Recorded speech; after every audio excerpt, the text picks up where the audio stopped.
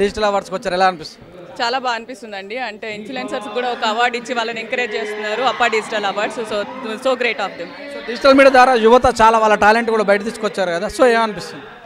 అంటే ఇంతకు ముందు టాలెంట్ని చూపించుకోవడానికి ఒక ప్లాట్ఫామ్ అనేది ఉండకపోతుండే. ఇప్పుడు ఇన్ఫ్లుయెన్సర్స్కి ఒక మంచి ప్లాట్ఫామ్స్ వస్తున్నాయి, అలాగే వాళ్ళని గుర్తించి ఇలా అవార్డ్స్ చేయడం కూడా very good thing actually. So Srini వాళ్ళు ఇలాంటి చేయటము, సో ఎంతోమంది కూడా వెళ్తుకొచ్చారు కదా, అందుకు మీరు వచ్చారు.